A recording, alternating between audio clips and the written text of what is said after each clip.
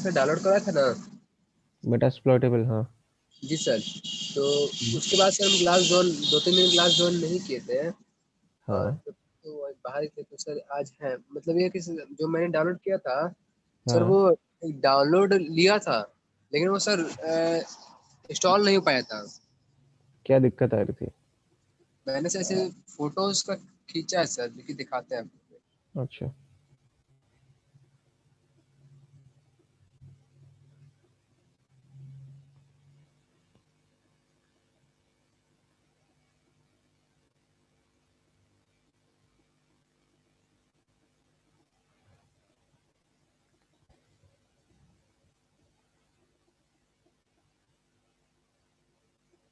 Home page पर एक मेटास्प्लॉट framework का नाम से एक सर सर एक फाइल है। मेटास्प्लॉइट फ्रेमवर्क तो अलग चीज है।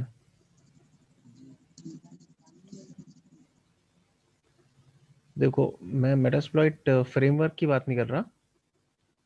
मैं कह रहा हूँ ये चीज अपना मेटास्प्लॉइटेबल जो वो है एप्लीकेशन।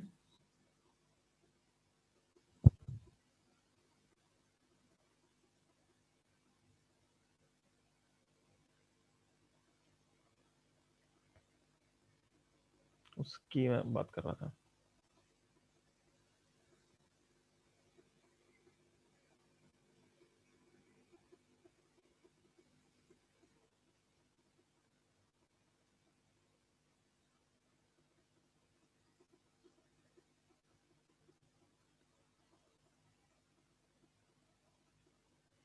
अच्छा, एक बार अपनी वो स्क्रीन शेयर कर सकते हो क्या लैपटॉप पे?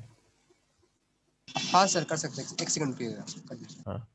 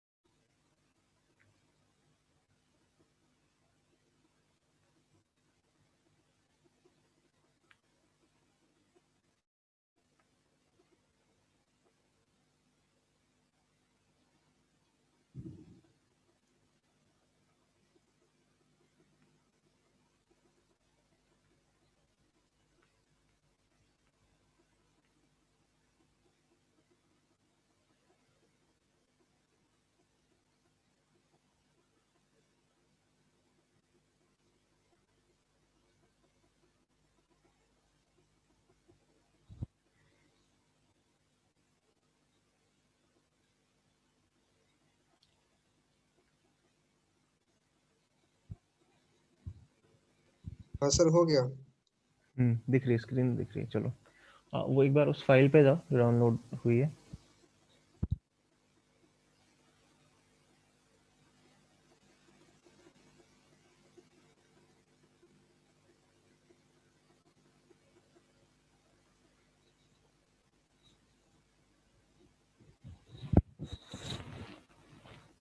तो ये है ना, ये इसमें, ठीक है, खोलो इसको एक बार।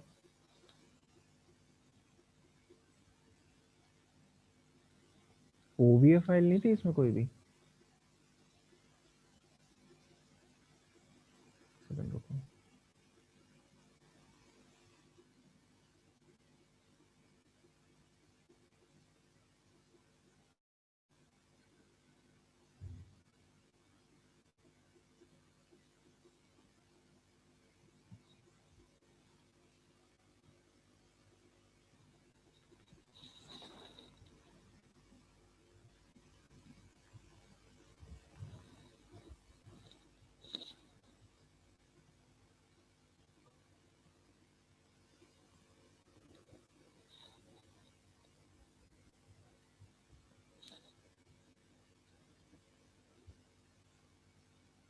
तो पता तो नहीं चल रहा है वीएमडी फाइल डायरेक्ट। थी, ठीक है, वीएमडी फाइल थी ना। ओके। लेकिन तो याद है कि 800 कुछ एमबी का था फाइल। हाँ हाँ, 800 MB की थी। वैसे ध्यान नहीं आ रहा है किस कौन से डाउनलोड किए हैं। कहाँ गया वो?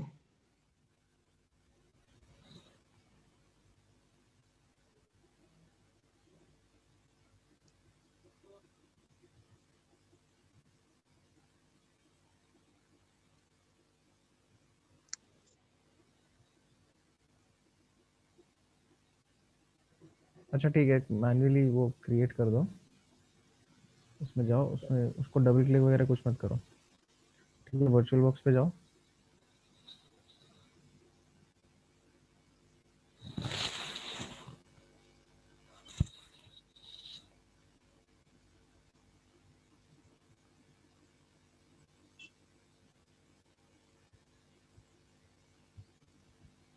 यस सर बोलिए। नेक्स्ट क्या करना है सर? नहीं, वर्चुअल बॉक्स जो है ना सॉफ्टवेयर, उस पे जाओ एक बार। उसके उसमें एक हाँ सेपरेट वर्चुअल मशीन क्रिएट करनी होगी।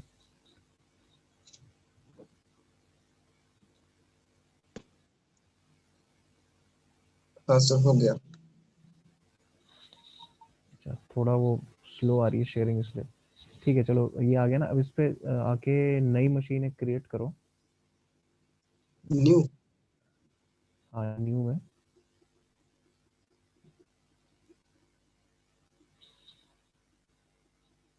न्यू उसमें क्या शो ही नहीं कर रहा है? नहीं सर, न्यू का तो शो ही नहीं कर रहा है। सेव का सर है और ऑप्शंस है। ऑप्शंस में तो सर न्यू नहीं आ रहा है। सेटिंग्स तो वही है। न्यू तो कहीं से शो नहीं कर रहा है। शो में सर से ही शो हो जा रहा है।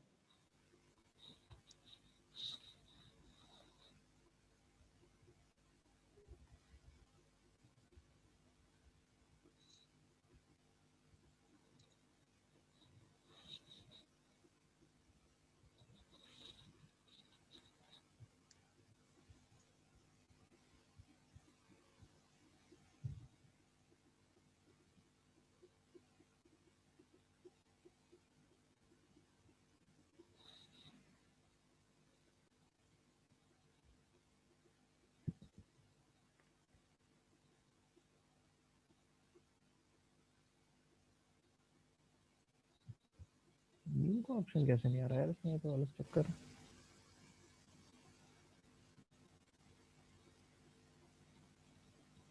इससे तो बंद हो जाएगा ना।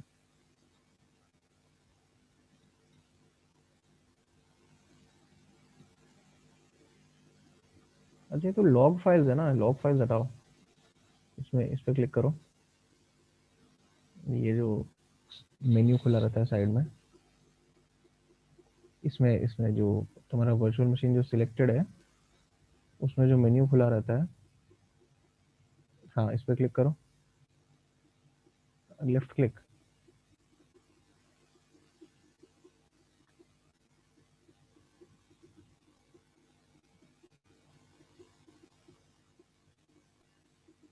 और उस पे वो सिलेक्शन आता है ना कि तुम्हें क्या देखना है, डिटेल्स, स्नैपशॉट्स या लॉग्स।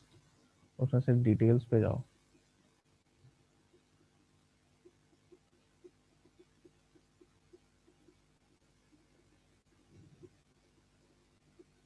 अरे देखो इधर, मैं अपनी स्क्रीन शेयर करता हूँ, कंफ्यूजन हो रहा है।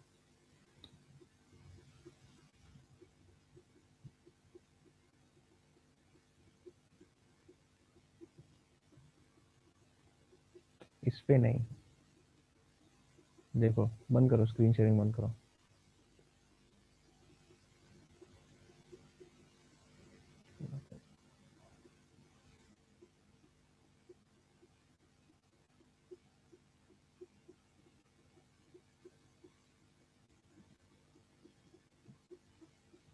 देखो यहाँ पे ये जो सेटिंग्स है ना, ये जो आता है, इसमें अगर लॉग्स खोलोगे तो न्यू का ऑप्शन आएगा ही नहीं यहाँ पे। इसलिए डिटेल्स पे वापस जाओ, ये न्यू वाला ऑप्शन आएगा, फिर यहाँ पे क्रिएट करना नई वर्चुअल मशीन।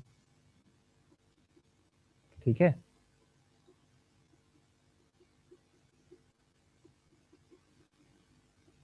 आदित्य, देख रहे हो यहाँ पे? सर रिपीट करिएगा। देखो यहाँ तुमने लॉग्स लगाया हुआ ना, तो लॉग्स दिखा रहे हैं मशीन के। तो उसको चेंज करो, पहले तो डिटेल्स पे जाओ। इसको इसको क्लिक करो, डिटेल्स पे जाओ, फिर यहाँ पे न्यू से जाके नई वर्चुअल मशीन क्रिएट करो।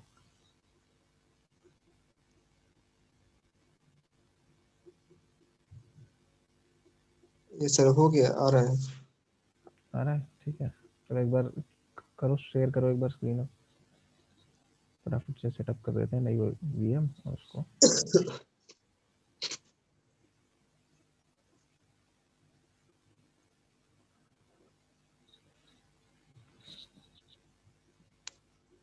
नेम तो सर कुछ भी डाल सकते हैं। डालने को तो कुछ भी डाल सकते हो, पर अगर मेटास्प्लॉइटेबल 2 डालोगे तो याद करने में आसान रहेगा। पैरेट थोड़ी ना है ये।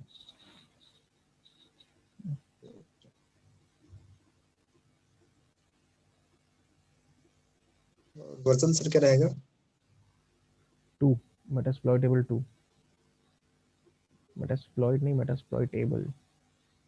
मेटास्प्लॉइट टूल का नाम है इस मेटास्प्लॉइटेबल 2। हाँ ठीक है, ये नाम रख दो तो आसानी से वो पहचान पाओगे ना इस मशीन को बाद में। अच्छा, अभी रैम इसको देनी है तो नहीं, इतनी रैम मत दो। ज़्यादा से ज़्यादा 1 GB दो, या वैसे तो ज़्यादा से ज़्यादा। ठीक है, अब नीचे यहाँ पे use an existing virtual hard disk file करो। अब जहाँ पे वो डाउनलोड हुआ ना मेटास्प्लॉइटेबल 2, उधर जाओ, वहाँ ब्राउज करो।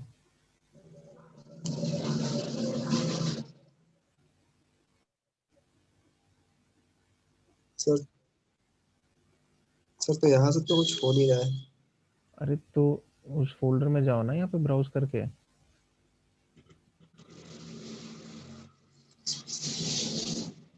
यहाँ यहाँ सर मशीन फोल्डर क्या? नहीं नहीं, मशीन फोल्डर तो मतलब कहाँ पे वर्चुअल मशीन बनेगी।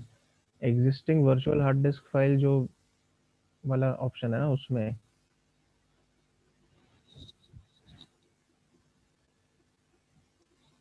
इसमें तो सर लेकिन यहाँ पर तो सर ये 3 तो आ रहा है सर।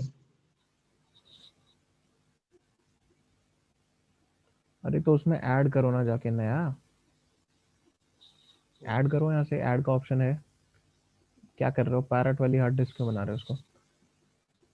हाँ, क्लिक करो इस पे। इसमें ऊपर ऐड का ऑप्शन आ रहा है, जाओ उस पे। अब जहाँ भी तुमने डाउनलोड किया वहाँ पे जाओ।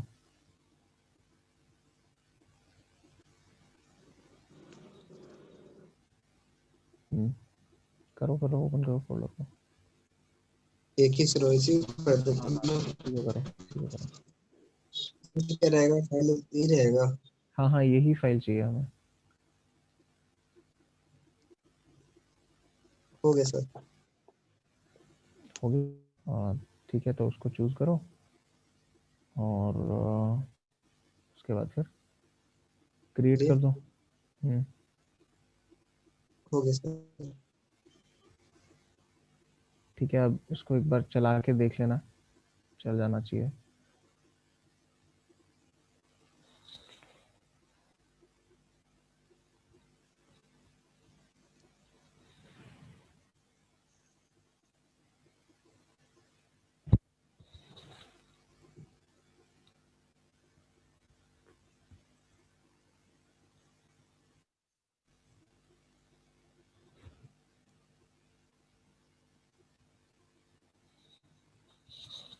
अनेबल टू बूट हो रहा है sir.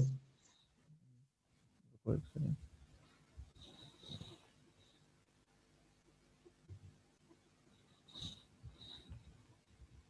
Please use the kernel approach for your PCPU sir आ रहा है। पायरेट चल रहा है अच्छे से, उसमें कोई दिक्कत नहीं आ रही। नहीं सर, पैरेट चल ही रहा है। हम्म, चलो, मतलब वर्चुअलाइजेशन की तो प्रॉब्लम नहीं है। टोटल सक्सेस चल रहा है पैरेट। अच्छा, एक बार इसकी सेटिंग्स में जाओ, इस वर्चुअल मशीन की। किसी सर? ये जो वर्चुअल मशीन हमने क्रिएट की ना अभी नई वाली, जी इसकी सर। इसको बंद करो। पावर ऑफ, हाँ। इसकी सेटिंग्स पे जाओ एक बार। डिटेल्स। नहीं नहीं, सेटिंग्स सेटिंग्स, डिटेल्स पे तो हम ऑलरेडी हैं। बस सेटिंग्स पे जाओ।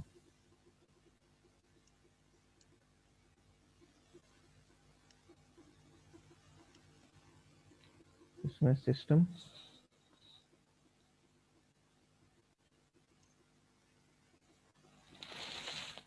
यहाँ पे ऑप्शन दिखा नहीं रहा है वाला।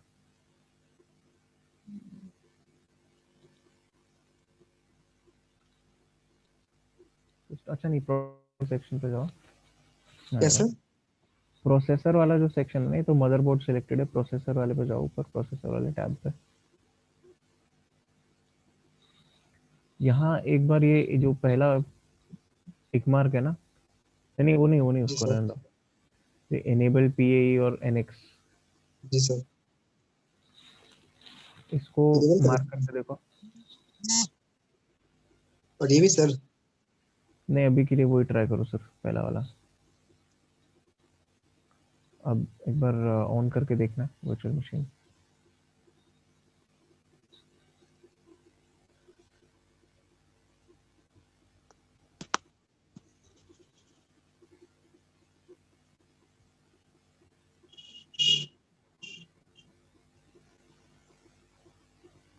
लग रहा है हो गया तो सर। और चल रहा है ना ये, तो ये बूट हो जाना चाहिए। और इसमें सिर्फ कमांड लाइन ही दिखेगी, तो वो ठीक है, क्योंकि हमें इसमें काम करना भी नहीं है। इसको हमको सिर्फ एज अ टारगेट यूज करना है, तो ये और चल सर, जाएगा, अपने आप चल जाएगा। ठीक है। सर बोल रहे हैं कि जैसे मैंने विंडो 10 इंस्टॉल किया था हाँ। सर, तो वो सर तो एक्सपायर हो रहा है। ठीक है सर। हम्म तो उसका सर यहाँ से हम हटा सकते हैं ना? डिलीट कैसे करेंगे सर इसको? इसको रिमूव करने के लिए तो सिंपल है कुछ। कोई भी अगर रिमूव करनी है, राइट क्लिक करके एक रिमूव का ऑप्शन आता है वहाँ पे,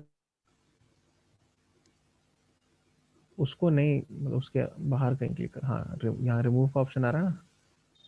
जी सर। और मैंने कल चैट में एक लिंक दिया था कि उसका 90 डेज का ट्रायल कैसे यूज करना है। हाँ सर, वो देखिए, इसको जो डाउनलोड कर लिया तो उसको हटाना पड़ेगा ना सर? हाँ नहीं, वो तो इसको तो हटाओगे, तो मैं कह रहा हूँ एक बार इसको वो सिर्फ राइट क्लिक करके आराम से रिमूव हो जाएगा। ये तो इतना है सर।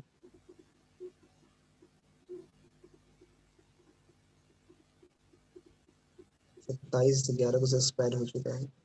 ये तो पैरेलल्स, तो ये तो तुम्हारा मैक का सॉफ्टवेयर है, जी सर। ये तो उसका कुछ नहीं, बताओ। इसकी लेकिन ज़रूरत तो नहीं है, क्योंकि तुम वर्चुअल बॉक्स यूज़ कर ही रहे हो। Yes, इसके सर ऑफ कर दे क्या? हाँ, बंद कर दो इसको, तो कोई ज़रूरत नहीं। तो यस।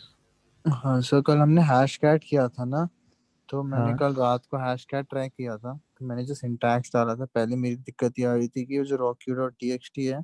वो gz फाइल में थी, मतलब हाँ अनजिप करनी थी। पहले से अनजिप किया, वो हो गया। ठीक उसके है। बाद मैंने जो सिंटैक्स डाला, hash cat space -a space 0 space -m space 1800, क्योंकि वो 18 है, वो हमारा वो था $6 वाले का, स्पेस पासवर्ड डॉट टीएक्सटी जो हमारी फाइल, उसमें मैंने सिर्फ हैश सेव किया था, अच्छा। यूजर का नाम नहीं था। हम्म और उसके बाद फिर यूजर वो शेयर वर्ड लिस्ट, और फिर वो जो Rocky dot TXT word list के लिए, हाँ। बट जो मेरे को एरर दिखाया, उसने दिखाया टोकन लेंथ एक्सेप्शन। उसमें क्या यूजर नेम भी डालना था इसलिए। नहीं, यूजर नेम डालना तो नहीं था, एक बार कमांड दिखाओ क्या डाला एग्जैक्ट, कर सकते हो कल के रात लिए का कुछ। था सर, मैं वापस अभी डालता हूँ, 2 मिनट दे दो। हम्म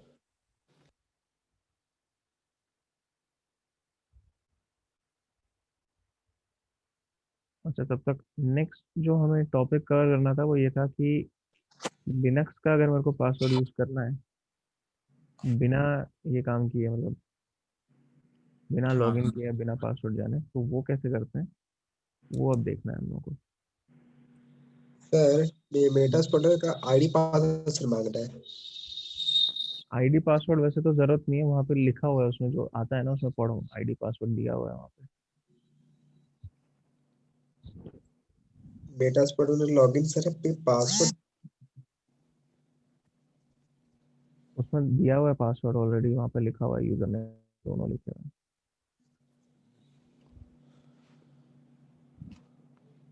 इस सिस्टम में तो कुछ लिखा हुआ नहीं है।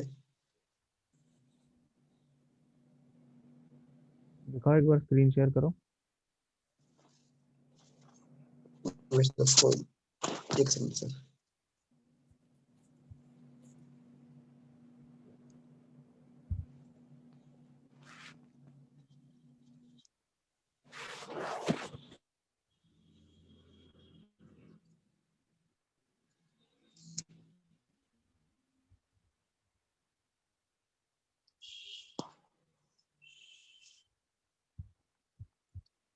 सीधा सीधा यहाँ पे लिखा हुआ है log in using MSF admin, MSF admin,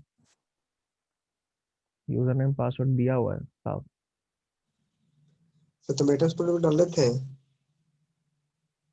इस पासवर्ड कौन सा डालना है, ये पता नहीं चल रहा है। अरे उसने दिया तो हुआ है भाई, log in with MSF admin, MSF admin. Sir password वही है। हाँ अब ऐसा लगा वो सिर्फ लॉगिन आईडी है।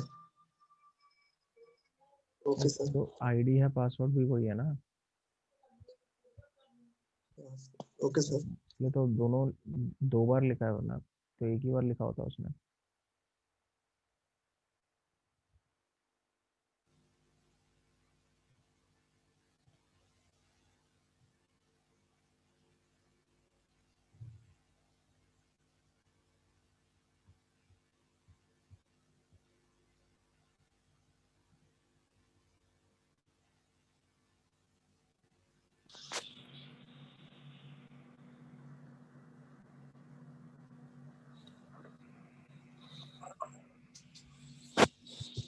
पासवर्ड वही रहेगा ना, मेटास्प्लॉइट पे नहीं रहेगा ना। पासवर्ड अरे वहाँ लिखा तो हुआ है MSF एडमिन, वही है पासवर्ड। सर तो आईडी और पासवर्ड सर नहीं वर्ड डिजिट वाला नहीं, सर कुछ भी। क्या चीज? सर जैसे कि नंबरिक होता है, नंबरिकल हाँ जी। अल्फाबेट, दोनों में से कुछ भी से टाइप कर रहा है, कुछ टाइप नहीं हो रहा है। लिनक्स में तूने पासवर्ड जब भी टाइप करोगे कमांड लाइन में, वो दिखेगा नहीं, कभी भी नहीं दिखता। अपने पैरेट पे भी ट्राई कर लेना, अगर उसमें कभी सूडो यूज कर रहे हो, पासवर्ड टाइप करोगे, वो दिखता नहीं है लिनक्स में। लेकिन वो सिस्टम उसको इनपुट ले रहा होता है। Okay sir.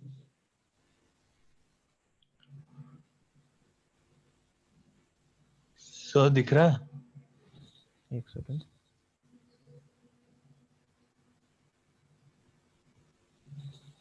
हाँ स्क्रीन तो दिख रही है, एक सेकंड मेरे को क्या है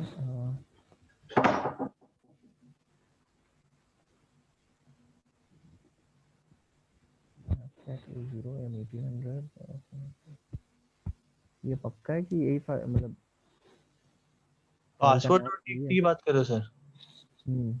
फाइल का नाम कह रहा हूँ, सही है? हाँ पासवर्ड और अरे वो हटाओ ना साइड का यार, हैश के बाद का सामान हटाओ, ये जो नंबर्स है ना एंड में, ये सब हटाओ। कौन से नंबर सर? ये जैसे हैश में देखो, एक फॉरवर्ड स्लैश है, उसके बाद 0:18529, वो सब है ना। 0:1825 कहाँ पर? अरे अच्छा हैश के इसमें। में, हाँ उस स्ट्रिंग में ये सब जो है ना वो हटाओ, 0 और उसके बाद का जो भी है। अच्छा ओके ओके। ये तो क्या हमने क्या किया बेसिकली, शैडो फाइल में से उठाया हैश। वहाँ पे हैश के अलावा भी कई चीजें होती हैं। यहाँ से कह रहे हो ये वाला? नहीं, वो फॉरवर्ड स्लैश रहने दो, उसके आगे का 0 और उसके आगे का सब हटा दो। ओके। ठीक से है, एडिट कैसे करते थे, भूल गया। नैनो यूज कर सकते हो, विम यूज कर सकते हो, कोई भी टेक्स्ट एडिटर अपने सिस्टम पे लेके फाइल एडिट कर सकते हो। मतलब नैनो मैं प्रेफर करता हूँ, अच्छा खासा सिंपल सा एडिटर है, तो वो यूज कर सकते हो आराम से। ये जो नंबर्स है ना, ये सारे हैश का पार्ट नहीं है। अच्छा यहाँ तक? हाँ, इसको सेव करो।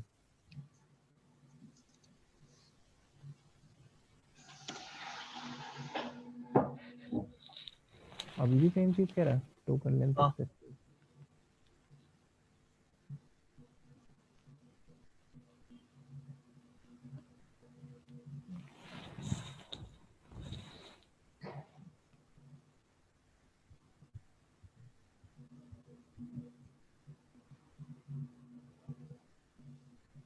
चलो कोई बात नहीं सर, थोड़ी देर में कर लेते, बहुत टाइम वेस्ट हो गया ऐसे डाउट्स में। आप पढ़ा लो, बाद में लास्ट में कर लेंगे। ठीक है चलो, एक बार मैं अपने सिस्टम पे भी ट्राई करता हूँ कि कल चल तो रहा था इसमें, देखते हैं। हाँ कोई बात नहीं।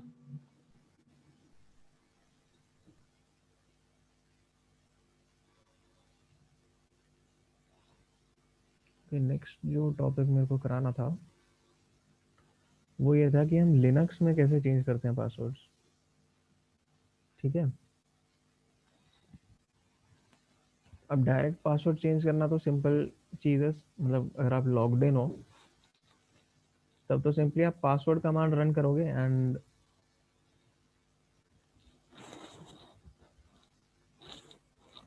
क्या बोलते हैं, आपको ऑप्शन आएगा कि आप नया पासवर्ड एंटर करो।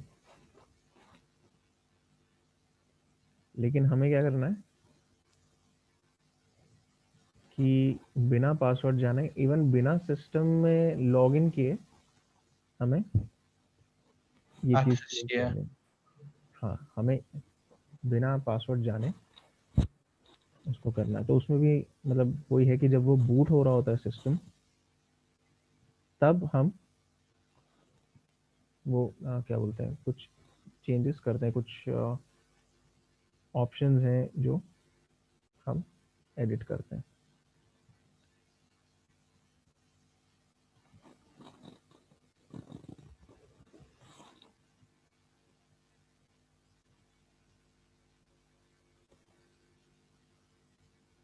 ठीक है, तो अब कैसे करते हैं मैं बताता हूँ।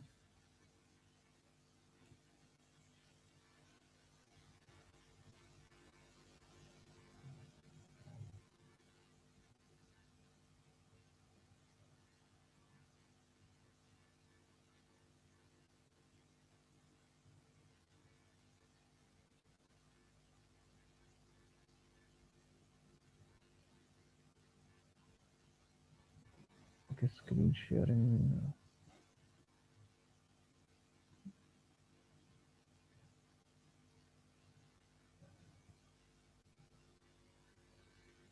ठीक है, तो अभी हम सबसे पहले क्या करेंगे कि इसको बूट करेंगे पहले। और अभी ध्यान रखना, जब बूट हो रहा होगा तब मेरे को बूट के टाइम पे ही उसमें कुछ करना है। जैसे अभी हो रहा है ये बूट, अभी मैं वेट कर रहा हूँ कि वो मेन्यू दिखाएगा मेरे को। ठीक है, ये आया, मैं ई दबा देता हूँ इस टाइम पे। जब वो जैसे ही वो मेन्यू खुलता है ना, तब मेरे को क्या करना है, ई दबाना है। Okay sir. ठीक है, तो क्या है, ये कुछ बूट ऑप्शंस खुलते हैं जो हमें यहाँ पे चेंज करने हैं। तो यहाँ ओके। पे हाँ सॉरी, कुछ चेंज करेंगे तो उसके बाद हम लोग जिसको बोलते हैं कि अपना ये पासवर्ड एडिट कर सकते हैं।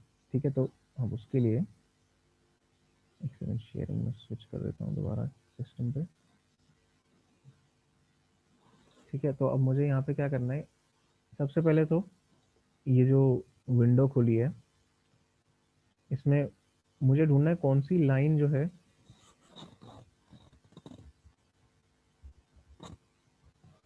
पासवर्ड के लिए, लॉगिन के क्रेडेंशियल्स के नहीं लिए। नहीं नहीं नहीं नहीं, इसमें डायरेक्ट कहीं पासवर्ड तुम्हें मतलब लिखा हुआ नहीं मिलेगा। बूट ऑप्शंस में नहीं होता वो चीज़। मुझे देखना है कि कौन सी लाइन स्टार्ट होती है विद द वर्ड लिनक्स। ठीक है, कई सारी लाइंस हैं, तो मुझे जो लिनक्स से स्टार्ट हो रही है वो ढूंढनी है। तो लिनक्स से स्टार्ट होने वाली लाइन, ओके, ये एको के बाद जो है वो है लिनक्स से स्टार्ट हो रही है। ठीक है, तो इस लाइन में मैं अपना कर्सर ले आता हूँ एंड इसके एंड में जो है मुझे चेंज करना है एक। ठीक है, तो अभी तो लंबी लाइन है। सबसे पहले तो ये जो क्वाइट लिखा है ना वर्ड, इसको मैं हटा दूंगा। और यहाँ पे मैं एक चीज़ करूँगा, init is equal to bin bash। ठीक है, ये एक तो चेंज मैंने ये किया है यहाँ पे। क्वाइट हटा के initialize is equal to bin slash bash. हाँ, और यहाँ पे ये आर ओ है लाइन में, यहाँ पे एक सेटिंग, एक वर्ड जो है उसको आर ओ को आर डब्ल्यू कर दिया हमने। रीड ओनली था, उसको हमने रीड राइट कर दिया। राइट कर दिया, अच्छा ओके। ठीक है, तो आर ओ का हमने आर डब्ल्यू कर दिया and init is equal to bin bash, यानी कि जो शेल का जो बैश शेल है उसका हमने पाथ दे दिया।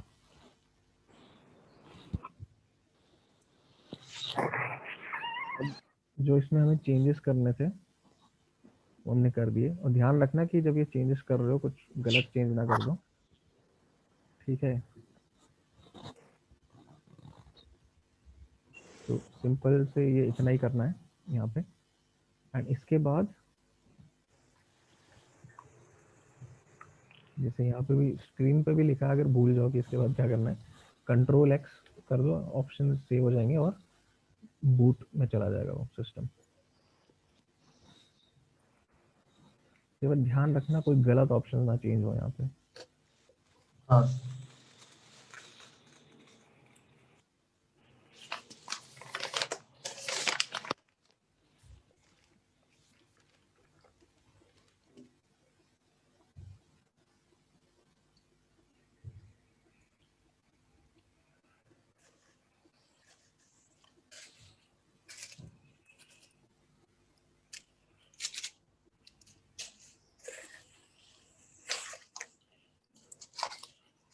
ठीक है। अब यहाँ पे अब देखो हमने जो चेंज किया था init is equal to bin bash, उसकी वजह से क्या हुआ कि यहाँ पे जब ये बूट हो रहा है, अभी तो क्या बूट हुआ नहीं है पूरा, तो बूट होते होते इसने यहाँ पे शेल खोल दिया हमारे लिए। अब सबसे पहले तो माउंट कमांड रन करके चेक करूंगा कि जो मेरी डिस्क माउंटेड है वो होनी चाहिए रीड राइट परमिशन के साथ। तो यहाँ देखो हर जगह RW है, यानी कि रीड राइट हमने किया था चेंज। तो वो मतलब हमने अभी तक जो किया वो सही किया है, ये कंफर्मेशन मिल जाती है। अच्छा अच्छा। उसके बाद अब मेरे को क्या करना है, सिंपली मैं यहाँ पे जाके पासवर्ड चेंज कर सकता हूँ। और पासवर्ड चेंज करने के लिए कुछ नहीं, बस पासवर्ड कमांड यूज़ करना है। आप देखो ऑलरेडी आप रूट अकाउंट में लॉग्ड इन हो, हाँ तो पासवर्ड कमांड रन करोगे आपको पासवर्ड मांगेगा।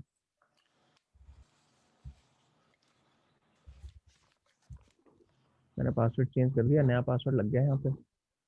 अब सिंपली क्या है, जो पासवर्ड हमने रूट का इस तरह से चेंज कर दिया, यस सर। तो अब ये काम हो चुका है। या तो सिंपली क्या बोलते हैं बूट कर लो, या फिर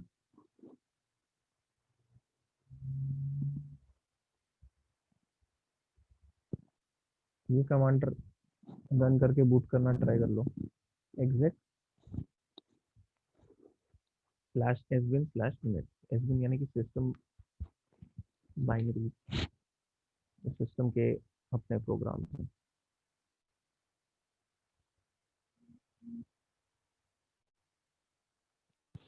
ओके सर।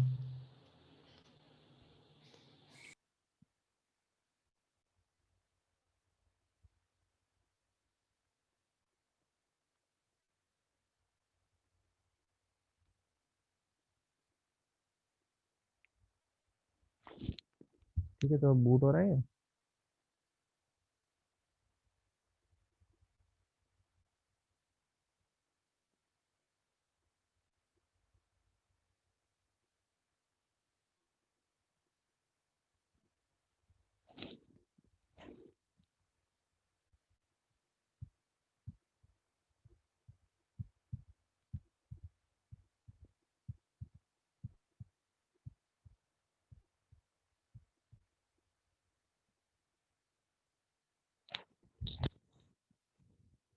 अभी तो मतलब थोड़ा हल्का टाइम लेता है ये बूट होने में, बट वो नॉर्मल चीज़ है।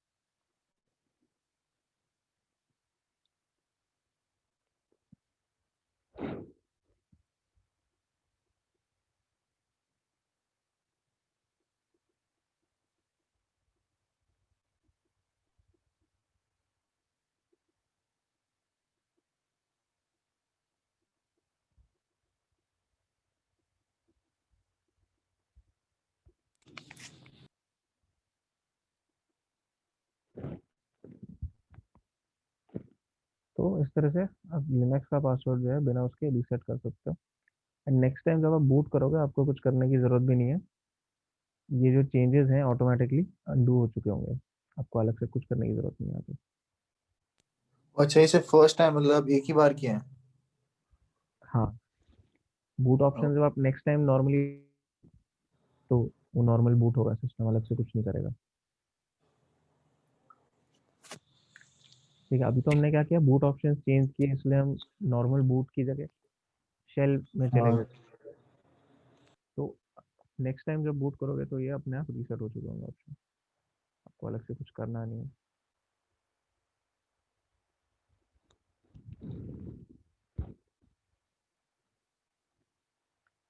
ठीक है, तो ये तो एक हमने एस्पेक्ट देखा जहाँ पे हमने पासवर्ड वगैरह पे ज़्यादा फोकस रखा है।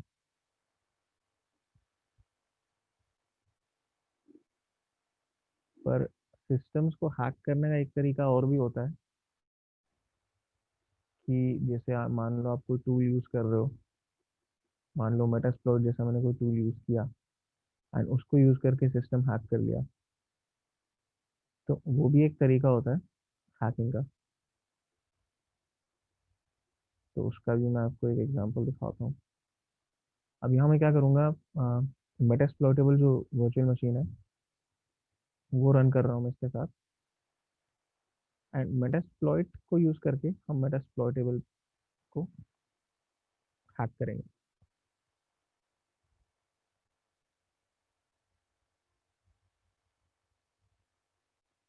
ओके, तो पहले जाते हैं अपने टर्मिनल पे।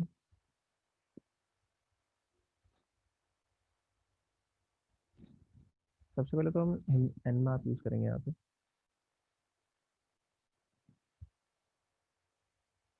अब nmap क्या है कि स्कैनिंग के लिए है, एंड मैंने पहले भी ये चीज़ बताई थी कि मेटास्प्लॉइटेबल पे अच्छे से प्रैक्टिस कर सकते हो स्कैन। तो अभी मैं भी क्या करूँगा, मेटास्प्लॉइटेबल पे ही स्कैन रन करूँगा।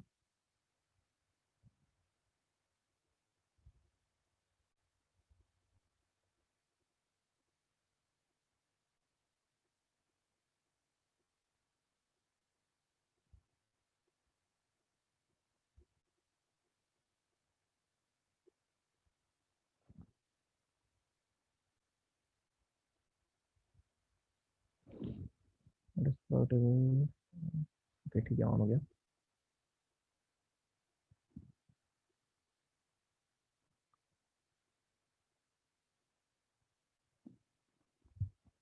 अब देखो, सबसे पहली चीज़ तो एक सिंपल पहले स्कैन रन करते हैं nmap से, देखते हैं कि कितने पोर्ट्स ओपन मिलते हैं मेटास्प्लॉइटेबल में। तो मेटास्प्लॉइटेबल को स्कैन करने के लिए मैं उसका यहाँ पे आईपी एड्रेस यूज़ कर रहा हूँ। ओके, तो ये सारे पोर्ट्स ओपन है, जो 1000 मोस्ट कॉमन पोर्ट्स हैं उसमें से सारे पोर्ट्स के लिए नहीं कर रहे स्कैन हम, सिर्फ 1000 मोस्ट कॉमन पोर्ट्स। अब यहाँ पे थोड़ा सा लंबा स्कैन रन करते हैं, वल्नरेबिलिटी स्कैन। सेम आईपी तो वही रहेगा बिकॉज टारगेट सेम ही है।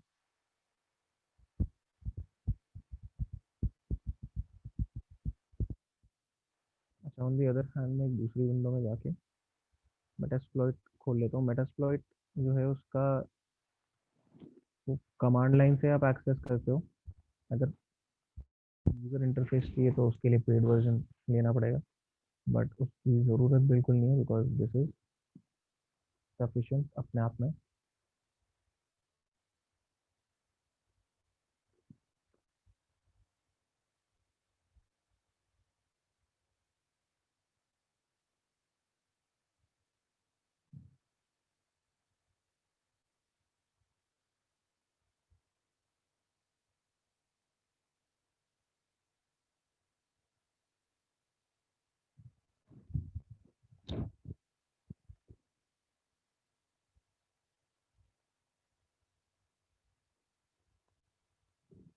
ओके, तो मेटास्प्लॉइट तो खुल गया, स्कैन देखते हैं कितना हुआ है अभी। 92%। ओके,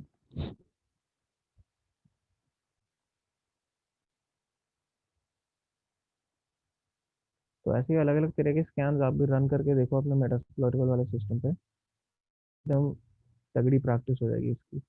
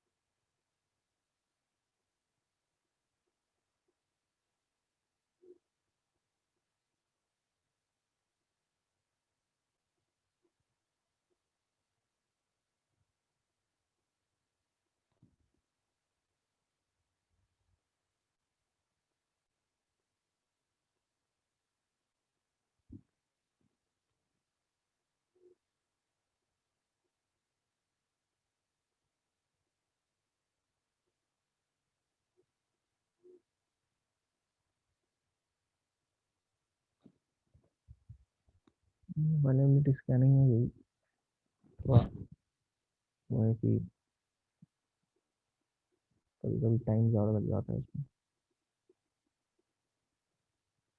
क्या तब तक वो हैशटैग का देख लेते हैं क्या दिक्कत आ रही थी। मेरे पास ठीक है, पासवर्ड वाली फाइल।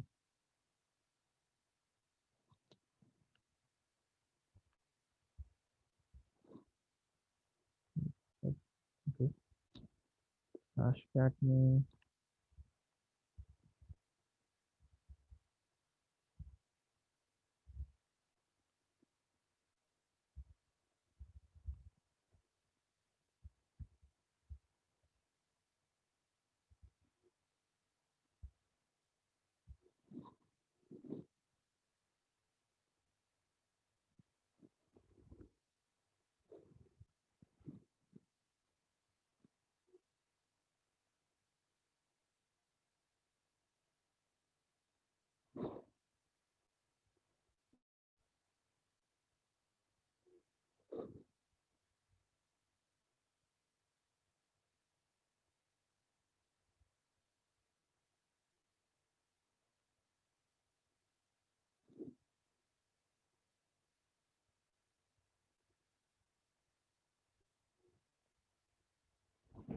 यार यहाँ तो काम कर रहा है अटैक, सेम ऑप्शन के साथ सब कुछ एग्जैक्ट सेम।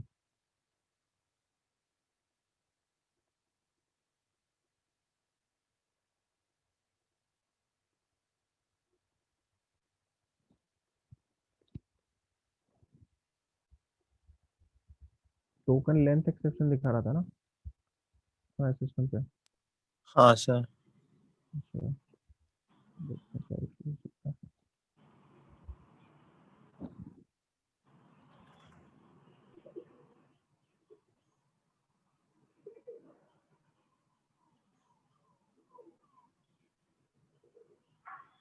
मैंने हैश में कुछ गलत उठाया था क्या, पता नहीं।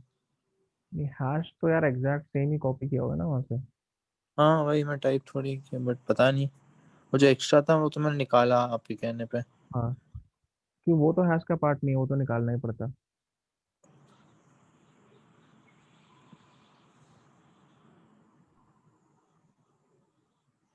चलो मैं आज एक बार फिर ट्राई करके देखता हूँ फिर। कुछ होता है बताऊंगा।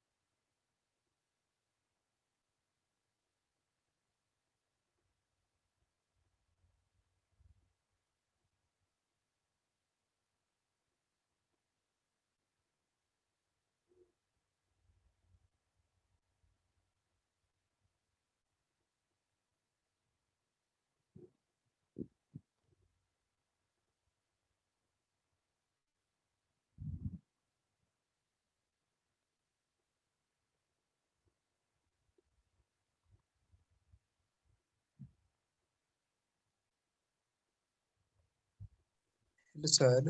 एक बार ट्राई करना वो चीज़ वापस दोबारा, ठीक है? सर ये मिनिमम पासवर्ड लेंथ हाँ सपोर्टेड सर। किया। क्या चीज़? सर वहाँ पर ऊपर था ना लिख, जहाँ पर भी पहले थे मिनिमम पासवर्ड सपोर्टेड अच्छा ये। बाई 0। Yes sir. और नीचे मैक्सिमम में सर 256 है। तो सर ये क्यों 256 और फिर 0 क्यों है? मिनिमम और मैक्सिमम बताया कि इतने लेंथ का पासवर्ड सपोर्ट, इतने लेंथ की पासवर्ड क्रैकिंग सपोर्ट कर सकता है आपका सिस्टम, आपका सीपीयू जो है, सीपीयू नहीं सॉरी, आपका जो सिस्टम का जो वो है, कोर, ऑपरेटिंग सिस्टम का कोर जो है। और sir hashes word digestive, word unique digestive, word unique salt से क्या sir? Bit map 16 bits. Hash one digest यानी कि एक हैश है, एक सॉल्ट है उसमें। वो जब हैशिंग पढ़ेंगे तब पता चलेगा ओके, ओके सॉल्टिंग क्या होती है, हैशिंग क्या होती है, ठीक है? ओके।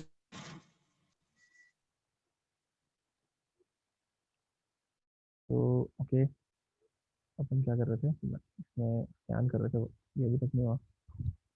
और इसके बाद में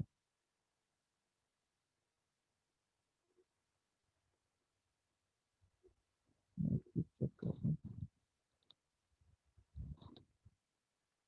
चलो ठीक है, ये पड़ा हुआ है मेरा एक्सप्लोरेबल स्कैन डॉट टीएक्सटी, देखते हैं क्या है।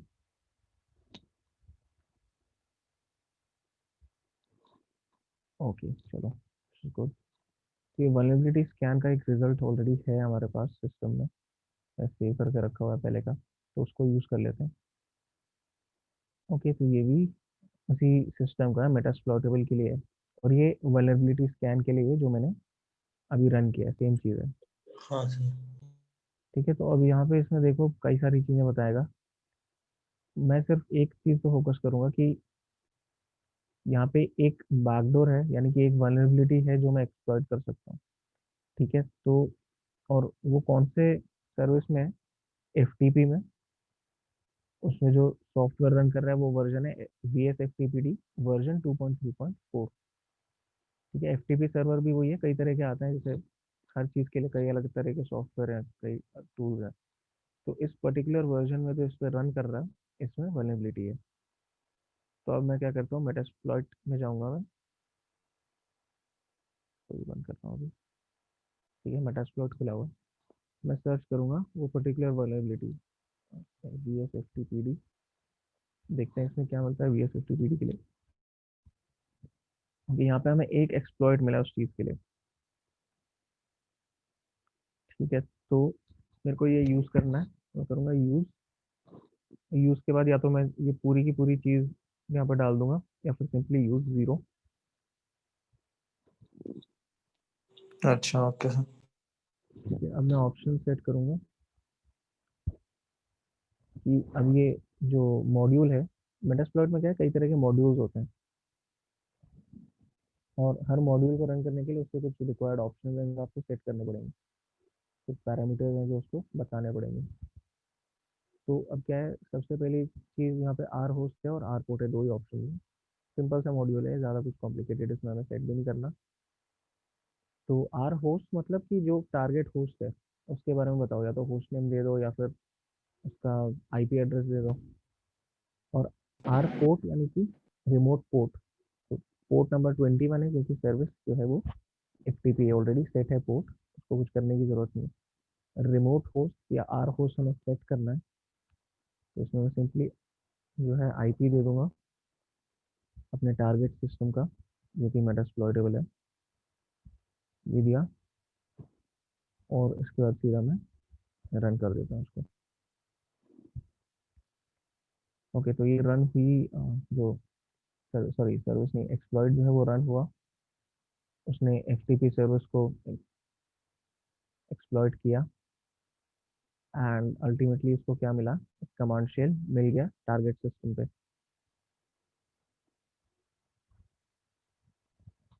ठीक है, तो अगर मैं यहाँ पे देखता हूँ हुएमआई रन करके देखा मैंने, तो रूट मतलब मेरे को बेसिकली रूट एक्सेस मिल गया मेटास्प्लॉइटेबल, बेसिकली मैंने हैक कर लिया मेटास्प्लॉइटेबल। ठीक है, तो ये भी एक बहुत मेजर हाँ सर। एस्पेक्ट होता है सिस्टम हैकिंग का, कि आप वल्नरेबिलिटीज ढूंढ उसमें क्या बोलते हैं ये अपना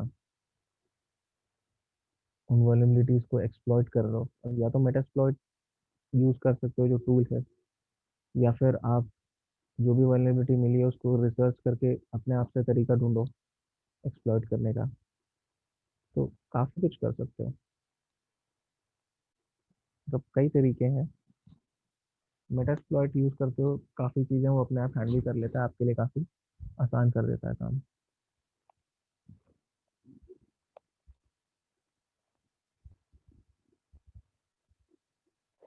ठीक है, तो मैं सिस्टम का डिटेल मांगा, लिनक्स मेटास्प्लॉइटेबल वाला सिस्टम है ये, जिसको मैं हैक करके चलाता हूँ। Yes sir.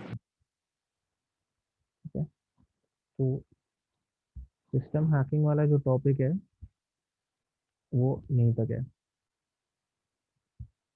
ठीक है, नेक्स्ट चीज़ जो टॉपिक पे हम लोग आते हैं, इसका स्कैन नहीं खत्म हुआ अभी तक, बंद करो। नेक्स्ट जो टॉपिक है जिसमें हम आते हैं वो ये है कि मैलवेयर थ्रेट। ठीक है, तो मैं वो स्टार्ट करूँ उससे, अगर आप लोगों के कुछ डाउट्स हैं, कुछ क्वेश्चन हैं अभी तक जो हमने पढ़ा है उसको लेके या इस चैप्टर को लेके, तो वो पूछ लो अभी, वो क्लियर करके फिर आगे बढ़ते हैं।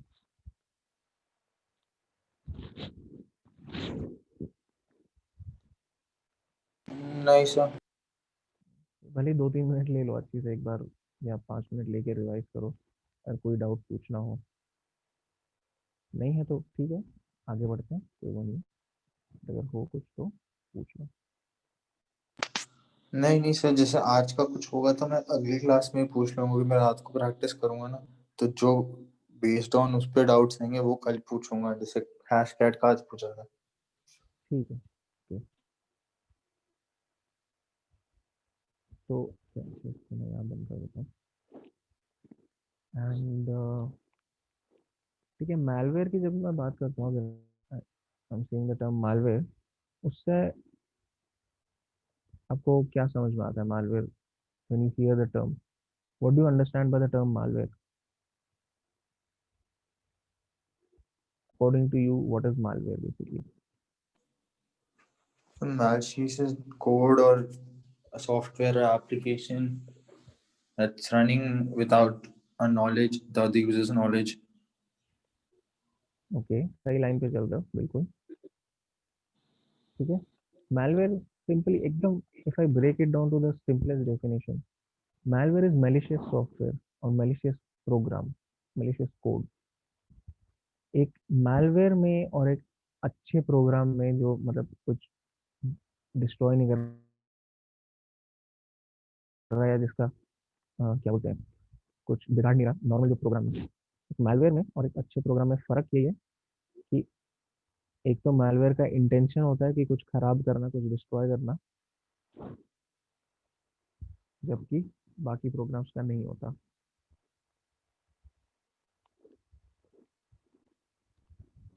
है तो वो भी क्या है, आपका कोड ही है, प्रोग्राम ही है, वो भी आपकी एप्लीकेशन की तरह ही है। तो सिंपली लेकिन ये फ़र्क है कि वो मैलिशियस है, उसका जो काम है वो गलत है। मतलब वो या तो आपके सिस्टम पे कुछ खराब कर रहा है या आपके सिस्टम से कुछ चुराने की कोशिश कर रहा है, जो भी कर रहा है कुछ नुकसान करेगा। तो इस तरह के टर्म्स तो आप लोगों ने सुने होंगे, जैसे वायरस हो गया या स्पाईवेयर हो गया, ट्रोजन हो गया, इस तरह के टर्म्स सुने हैं? Yes sir. वायरस तो सुना होगा, बाकी वाले सुने हैं कभी? हाँ सर। ओके, ठीक है, क्या क्या सुना है इसमें? वायरस, ट्रोजन, वर्म्स, इसमें फिर स्पाईवेयर, कीलॉगर। ट्रोजन पता है सर, जो मतलब दिखाता है कि वो एक ढंग का एक एक्चुअल प्रोग्राम है जो मतलब यूजर की मतलब हेल्प ही कर रहा है, मतलब user can use it for his purpose, but actually वो बैकग्राउंड में कुछ और काम कर रहा है जो यूजर को पता ही नहीं है। तो पता ही नहीं है एग्जैक्टली। तो एक्चुअली ट्रोजन हॉर्स बोलते हैं, बट फिर इतनी बार उसको बोलना होता है इसलिए हर जगह उसको ट्रोजन ही बोलने लगते हैं सीधा। एक्चुअल हाँ। करेक्ट नाम तो ट्रोजन हॉर्स होता है। एंड हाँ बिल्कुल सही जो बता रहे थे कि वो लगता कुछ और है, दिखता कुछ और है, लेकिन करता कुछ और है। तो मान लो अगर तुमने ट्रोजन हॉर्स क्रिएट करके दे दिया किसी को, तो उसको तो ये लगेगा कि हाँ ये कोई सीधा साधा सा प्रोग्राम है, मैं इसको यूज़ करूँगा अपने सिस्टम पे। लेकिन एक्चुअली क्या होगा कि वो कुछ किससे गड़बड़ कर रहा होगा वो। Yes sir. तो ये चीज़ होती है मालवेयर, सॉरी ये चीज़ होती है ट्रोजन हॉर्स। हाँ, अच्छा ओके, ट्रोजन हॉर्स का ये पता है कि नाम आया कहाँ से? सर लाइक कुछ स्टोरी थी शायद, कुछ जर्मन, मुझे याद नहीं कौन सी साइड की, वो ट्रोजन एक हॉर्स बेचते हैं जिसके अंदर सोल्जर्स होते हैं अपेरेंटली।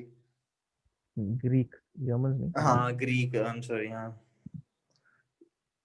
तो वो हाँ नॉर्मली वो गिफ्ट की तरह एक्सेप्ट कर ले, सोचते कि बड़ा सा horse as a peace offering आया, बट एक्चुअली उसके अंदर सारे सोल्जर्स होते हैं, so that they can invade into their kingdom. Exactly, basically वो एक सिटी को सीज करने की कोशिश कर रहे होते हैं, बट डिफेंसेस बहुत अच्छे होते हैं वहाँ के, तो ये लोग घुस नहीं पाते। इसलिए ये लोग फिर एक प्लान बनाते हैं कि हाँ हम एक बड़ा सा घोड़ा बना के गिफ्ट करेंगे इनको, लकड़ी का, और उसमें सीक्रेटली वो अपने सोल्जर्स अंदर बिठा देते हैं। तो जो सिटी ऑफ ट्रॉय बेसिकली है जहाँ पे ये चीज़ हो रही होती है, जिसको वो अटैक करना चाहते हैं, तो ट्रॉय नाम का शहर है वो, क्या था एक्चुअली, अब तो हाँ, बट तो उसको अटैक करने के लिए ये चीज़, ये टेक्निक यूज़ की थी, एंड अंदर अपने सोल्जर्स बिठाए हुए थे। जैसे ही वो सोल्जर्स उसमें से उतरे, सॉरी जैसे ही उन लोगों ने एक्सेप्ट किया, ये सोल्जर्स तो क्या है बेसिकली इसमें छुप के अंदर घुस गए थे शहर के। तो जैसे ही रात हुई, ये लोग उसमें से निकल के फिर उन्होंने हमला कर दिया। तो यहाँ भी हुआ क्या, इन्होंने दिखाया तो ये कि हम पीस ऑफरिंग दे रहे हैं, कि आप एक गिफ्ट दे रहे हैं ये अपनी तरफ से, लेकिन एक्चुअली क्या सिचुएशन थी, इन लोगों ने अटैक कर दिया, सोल्जर्स अपने उठा दिए थे जिन्होंने अटैक कर दिया। तो यहाँ से जो है नाम आता है ट्रोजन हॉर्स का। ये मेरे को थोड़ा इंटरेस्टिंग चीज लगती है इसमें, इसकी थोड़ा डिस्कस करता हूँ इस चीज को। तो ट्रोजन हॉर्स भी मतलब काफी वाइड स्प्रेड है, इसलिए कहा जाता है ना कि मतलब अगर आप कहीं से कुछ डाउनलोड कर रहे हो, अगर आप बहुत डाउनलोड करते हो ऑनलाइन, बहुत कुछ ऑनलाइन सर्फिंग काफी करते हो, तो बहुत ध्यान रखना पड़ता है कहाँ से डाउनलोड कर रहे हो। खासकर अगर बात करते हैं पायरेटेड चीज़ों की, इसलिए मना करते हैं कि पायरेटेड चीज़ें मत डाउनलोड करो, क्योंकि काफ़ी सोर्सेज जो हैं इन चीज़ों के, वो आपको इन्फेक्टेड फाइल्स देंगे, उनमें किसी ना किसी तरह का मालवेयर होगा। और आपको क्या लग रहा है मैं कोई गेम डाउनलोड कर रहा हूँ या कोई मूवी डाउनलोड कर रहा हूँ, एक्चुअली आप क्या कर रहे हो, अपने सिस्टम को इन्फेक्ट कर रहे हो और कुछ नहीं कर रहे। Yes sir. तो ये तो हो गया ट्रोजन हॉर्स, कि जो प्रोग्राम दिखता है कि मैं कुछ काम और कर रहा हूँ, बट एक्चुअली उसका कुछ मेलिशियस पार्ट ऐसा कंपोनेंट होता है जो कि गलत काम कर रहा होता है, सिस्टम को कुछ ना कुछ तरह से वो नुकसान पहुंचाता है।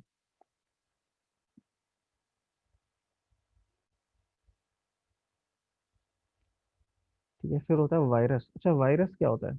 वायरस तो ऐसी टर्म है जो बहुत ही कॉमन है आज की डेट में। सर वायरस रेप्लिकेट करता है अपने आप को, जिस हिसाब से जितना यूजर प्रोग्राम रन कर रहा है उतना वो रेप्लिकेट होता जाएगा। और वर्म्स उसका ऑपोजिट होता है, जिसमें वर्म्स अपने आप ही, the software exist on the users PC, वो अपने आप ही बैकडोर पीछे रेप्लिकेट कर रहा है, अटैच कर रहा है अपने आप को अलग अलग प्रोग्राम से। वायरस है तब करता है जब तक कि हम वो सॉफ्टवेयर या एप्लीकेशन रन नहीं कर रहे हैं। हाँ, जब तक हम इंटरेक्ट नहीं करते उस चीज से, वायरस तब तक नहीं करता। वर्म जो है वो अपने आप ही रेप्लिकेट होता है, सेल्फ रेप्लिकेटिंग होता है वर्म। Yes sir. वायरस को चाहिए कि वो अपने आप को किसी प्रोग्राम से अटैच कर पाए या किसी फाइल से अटैच कर पाए, तभी वो कर पाएगा। वर्म ऐसा नहीं है।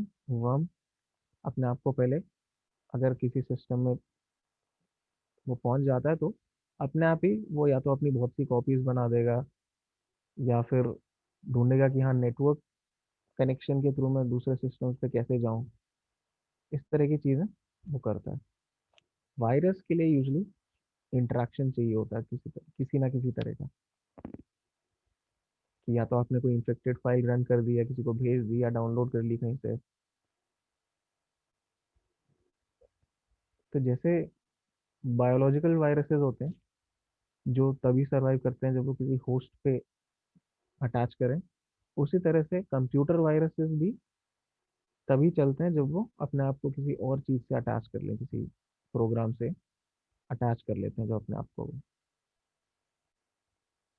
तो ये जो नाम दिए हुए हैं ना चीज़ों के, वायरसेस, वर्म्स वगैरह, ये भी थोड़ा सोच समझ के हिसाब से दिए कि हाँ, वायरस अपने आप ही वो क्या बोलते हैं, कुछ नहीं कर सकता, उसको चाहिए, पोस्ट चाहिए। कोई होस्ट चाहिए। तो this corresponds to how an actual biological virus works. तो अगर मान लो कभी डिफरेंस नहीं याद आ रहा, ठीक है, तो इस चीज़ से भी आप कोरिलेट कर सकते हो, या अगर आपको किसी को समझाना है या खुद को भी अगर समझनी है चीज़, तो ऐसे आप रिलेट कर सकते हो उस चीज़ को।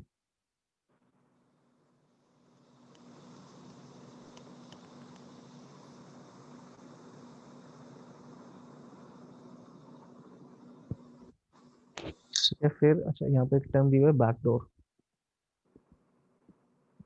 बैकडोर क्या है बेसिकली? वल्नरेबिलिटी है या फिर कोई नहीं नहीं, मिस्टेक जो वल्नरेबिलिटी भी हो सकती है, बट बैकडोर यूजली तो क्या है, इंस्टॉल यूजर इंस्टॉल्ड होता है।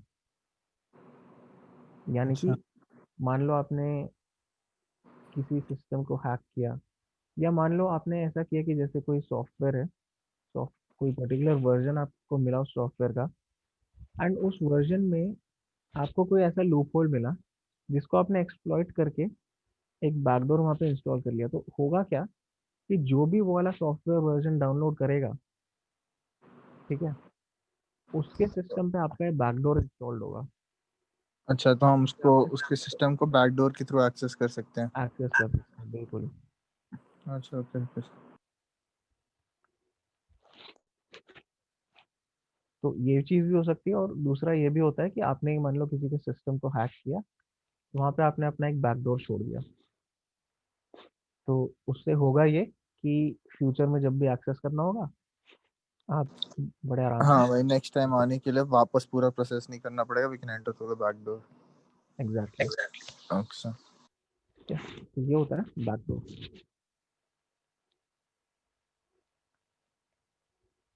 फिर नेक्स्ट चीज़ है यहाँ पे, अच्छा वर्म्स हम कवर कर चुके हैं कि अपने आप ही वो स्प्रेड होते रहते हैं, रेप्लिकेट होते रहते हैं, और इन्फेक्ट करते रहते हैं, और नेटवर्क्स को और कंप्यूटर सिस्टम्स को, मतलब बेसिकली फैलते जाते हैं वर्म्स। Yes sir. ठीक है, फिर रूट किट है नेक्स्ट टर्म। रूट किट शायद सुना हो आपने कभी। सब बहुत पहले मतलब पढ़ा था, याद नहीं मतलब क्या होता है, व्हाट अच्छा, डज।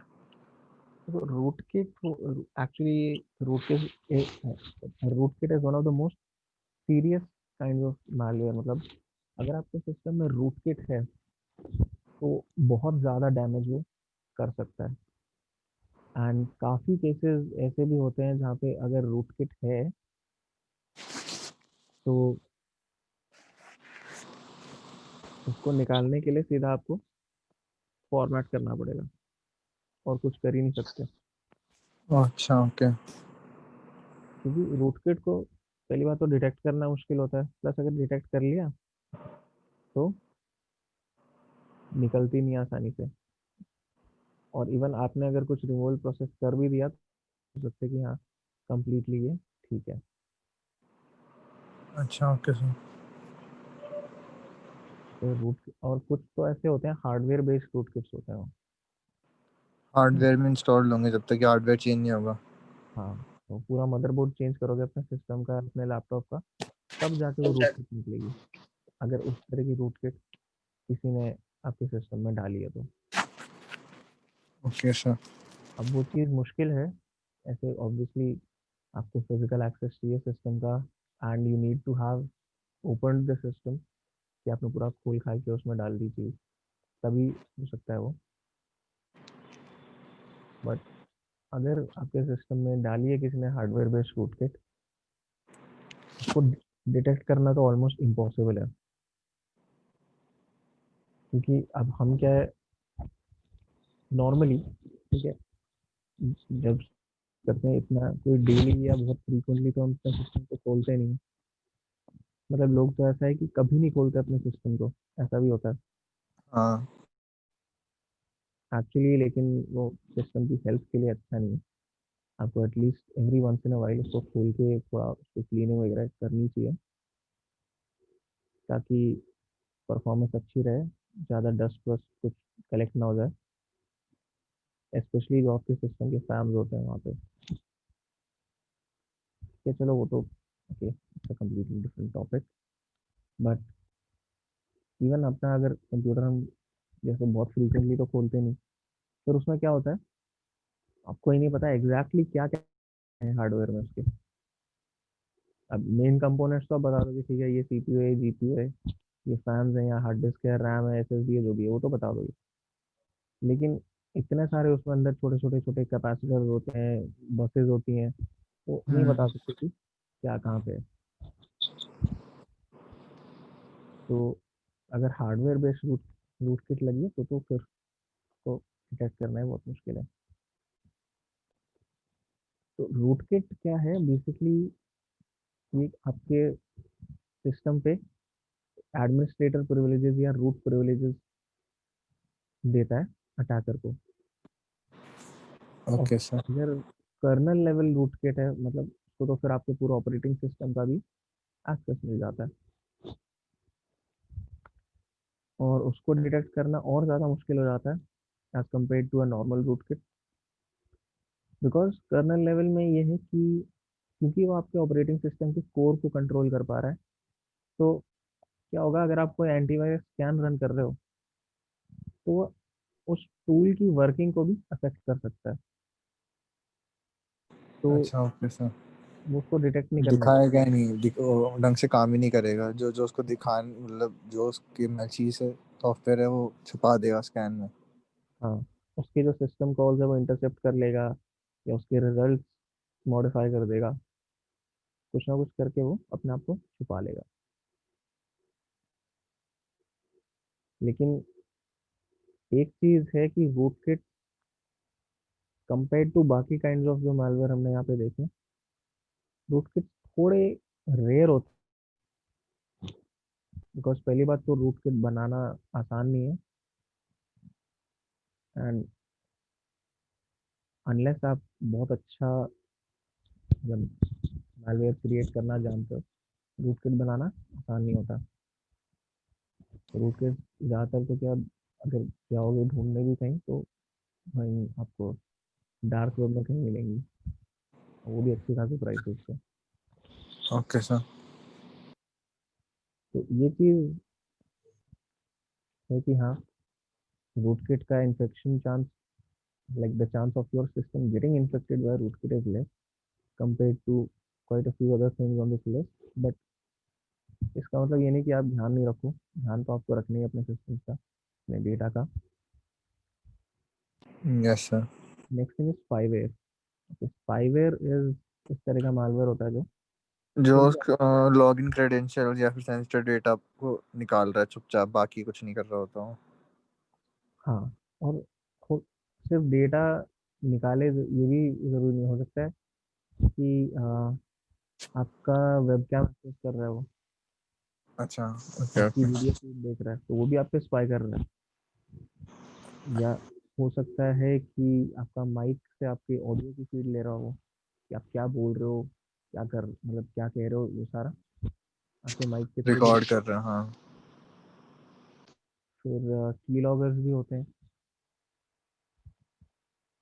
जो आपके की स्ट्रोक्स कैप्चर कर रहे होते हैं, जो भी टाइप करोगे वो कैप्चर करके उसको अटैकर को बता देगा। Yes sir. तो कोई पासवर्ड अगर टाइप कर रहे हो, कार्ड डिटेल्स टाइप कर रहे हो कहीं ऑनलाइन ट्रांजैक्शन में, जो भी है वो सारा दिख जाएगा, जो भी वो सारा कैप्चर कर पाएगा अगर की लॉगर लगा हुआ है तो। सर की लोगो लगा होता है सेफ कहाँ होता है सर?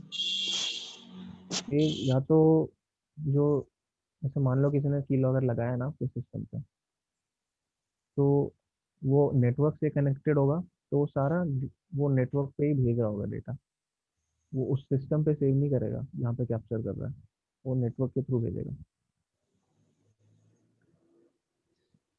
सर क्या एक मतलब सर नॉर्मल पीसी में हम्म, ऐसे ज्यादा वो लोग 5-6 लेयर का फायरवॉल होना पॉसिबल है? नॉर्मल पीसी में बाय डिफॉल्ट तो नहीं लगता यार कोई ऐसा फायरवॉल। नॉर्मल पीसी अगर मान लो, जैसे अगर मैं विंडोज यूज कर रहा हूँ, तो एक मेरा विंडोज फायरवॉल लगा हुआ है डिफेंडर, जो डला हुआ आता है इसमें, एंड उसके अलावा अगर मैं कुछ सेपरेटली जो भी वो होगा, तो जैसे मैंने जो भी अपना एंटी मालवेयर सॉफ्टवेयर यूज कर रहा हूँ मैं, वो लगा हुआ है, प्लस मेरा डिफेंडर फायरवॉल लगा हुआ है।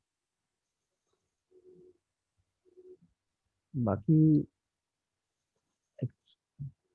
एक्स्ट्रा अगर आप कुछ लगा रहे हो, वो डिपेंड करता है कि क्या कॉन्फ़िगरेशन है, क्या सिचुएशन है जिसमें आप लगा रहे हो।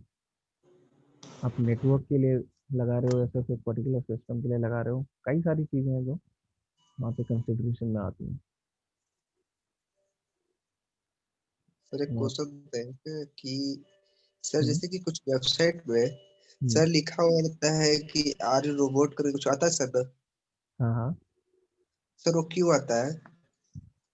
वो क्यों आता है, क्योंकि देखो आजकल क्या है, लोगों ने अपने बहुत सारे बॉट सेटअप किए हुए होते हैं, तो ऑटोमेटिकली क्या है, इंटरनेट पे जा जाके अलग अलग वेबसाइट पे रिक्वेस्ट भेजते रहते हैं। अब वहाँ क्या, कोई बैठा नहीं, वहाँ मैन्युअली कोई ऐसे टाइप करके नहीं भेज रहा हो रिक्वेस्ट, वो बॉट ऑटोमेटिकली कर रहे होते हैं काम, अपने आप ही कर रहे होते हैं। तो अब उससे क्या है कि अब ये बॉट्स इतने ज़्यादा जो है रिक्वेस्ट वगैरह भेजते हैं, कि इससे पहली बात तो इस तरह का ट्रैफिक वेबसाइट्स को चाहिए नहीं, बॉट्स वाला ट्रैफिक उनको चाहिए नहीं होता, क्योंकि उनके तो क्या है, जो सर्वर है उसके रिसोर्सेज जा रहे हैं इन रिक्वेस्ट को हैंडल करने में, उनको फायदा कोई हो नहीं रहा क्योंकि ये तो बॉट्स है। ठीक है, तो ना ही वो उनकी वेबसाइट से इंटरेक्शन करेंगे, ना ही वहाँ पे कुछ काम करेंगे। मान लो कोई ई कॉमर्स वेबसाइट है, अमेजोन जैसी या फ्लिपकार्ट जैसी कोई वेबसाइट अगर मैं ले लूँ, तो कोई बॉट तो वहाँ पे जाके कोई परचेज करेगा नहीं। परचेज तो क्या करेगा, कोई जैसे आप और मैं या कोई है, तो हम लोग करते हैं काम। बॉट तो कोई वहाँ पे उनको कोई फायदा दे नहीं रहा वेबसाइट को, सिर्फ उनके रिसोर्सेज खा रहा है। तो ये चेक्स जो हैं, जो जैसे आप कह रहे हो कि वो पूछना आ रही हो रोबोट या कैप्चा, जितने भी तरह के आप देखते हो, तो वो इसलिए होता है ताकि वो ये देख सके कि हाँ, बॉट्स जो हैं वो हमारे रिसोर्सेज को या हमारी वेबसाइट को एक्सेस ना करें, सिर्फ लेजिटिमेट यूजर्स ही वहाँ पे आए। तो सर ये क्वेश्चन पूछना सही रहेगा ना, जैसे कि वो लोग जो वेबसाइट क्वेश्चंस आते हैं वेरीफाई इट्स यू, तो सर ये सब करेक्ट है या मतलब ये क्या है मतलब सर? क्या चीज़, क्या क्वेश्चन? जैसे कि आता है वेबसाइट क्वेश्चन सबसे करते हैं तो आता है कि वेरीफाई इट्स यू, हाँ, तो सर वेरीफाई। सर वो हमारे लिए फायदे है या क्या नुकसान है? देखो, हमें फायदा ही है सर, कि हमें क्या सिक्योरिटी के हिसाब से देखना है। ठीक है, तो हमारे लिए वो चीज़ फायदे की है। बिकॉज सर कहीं कहीं देख रहे थे कि आर्टिकल्स में कि हम्म, सर कि 1900 कुछ में सर एक किसी रोबोट बनाया था हम्म, जिसमें उन्होंने, सर नाम ध्यान नहीं है, हम्म, कल पढ़े थे सर, जिसमें हाँ, वो बता रहे थे कि वो जैसे जो रोबोट बनाए थे वो ह्यूमन जैसे कि हम लोग जो सोचते हैं उस टाइप से हम्म, थे। तो रोबोट ने बोला था कि अगर हमें वो ऑथोरिटी मिलेगा तो हम हम्म। इंसानों को पिंजरे में बंद करेंगे। और इसी में सर वो जो रोबोट जिसने बनाया था उसको उसको रोबोट ने ही मार दिया था। अच्छा। हाँ सर, ये रियलिटी में सर कहीं देखे हैं। और सर फिर इधर भी सर कुछ आता है, एक बार और कुछ सर 2007-8 में कुछ था, ध्यान नहीं आ रहा है। अच्छा। और